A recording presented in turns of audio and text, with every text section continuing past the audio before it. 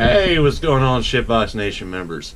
Since I figure we're doing updates and everything else good with our projects, and we really want to see what you guys are working on all the time, I figured I'd post a little bit about my headache, heartache, pain in my ass, projects that get stuck in project hell, especially when you set a ridiculous timeline.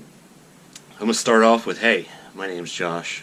I'm your friendly admin, janitor, hander out of the baby wet wipes because I handle all you guys' complaints, issues, bitches, moans, gripes, everything else. I am here for you. Kind of sound like a teenager trying to get a girl on a date, huh? Well, what we're going to do is we're going to go over kind of where we're at on my 1990 C1500 small block pickup with a small twist. It's got EFI and a small turbo on it. When I say small. So we're going to go over this real quick, and we're going to switch over to the front of the truck. So, as all good, people know, we all love our eBay parts, right?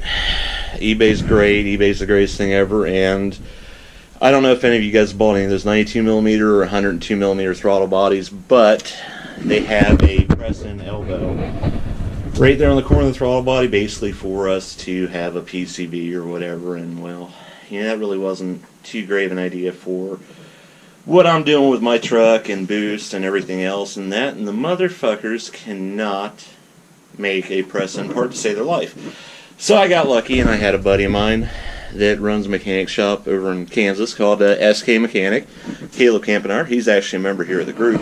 And he pulled a just rabbit out of the hat trick for me on Friday and welded that hole up, and so that way we can have our throttle body back on and everything working well without any leaks.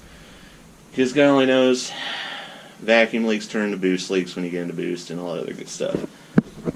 So tonight we will also be installing the Holley HP PCM that my guys over at Holley got me taking care of all the great questions, everything else, and we are going to see this small block kind of jump up to the next step.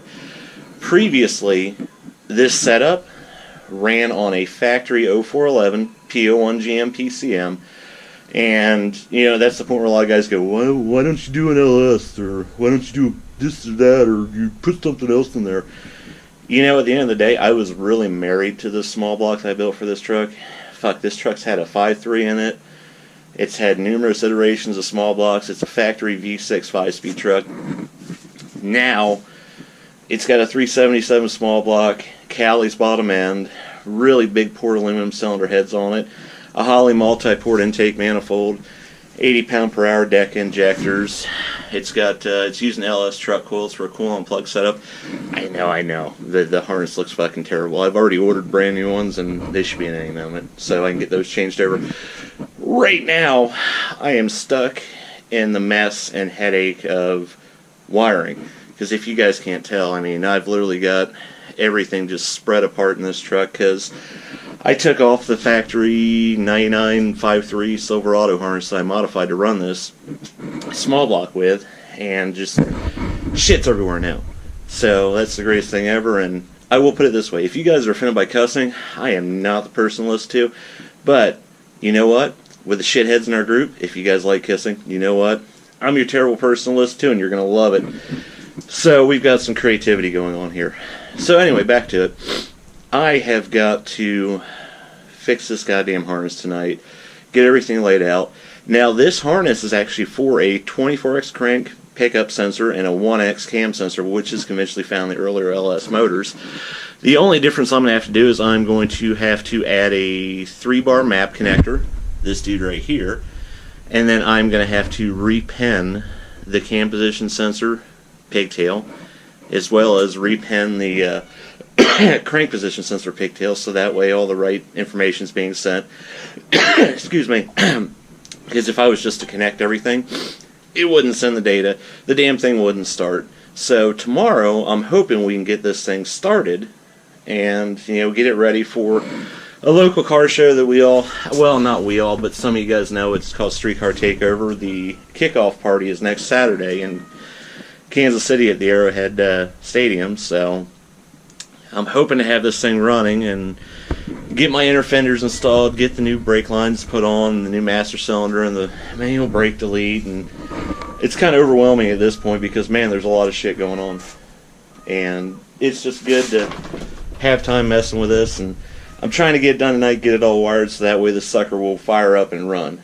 But I'll give you guys a quick glance over the engine bay. I mean, honestly, it's nothing good to look at right now. There's a whole lot of just spaghetti and unfinished shit that needs to be done and all sorts of other good stuff. But we will be running a Borg S475 hybrid. Now it actually has a T4 hot side on it, so in theory this thing should light off the second it comes off the converter, which is about 4,000 RPM, so we'll have to see what happens there. And what I'll do is I suppose I'll start posting some more updates on this truck to the Shitbox Nation channel and give you guys an idea of what we're working on. We want to see what you're working on, and we want to see what you're doing as well.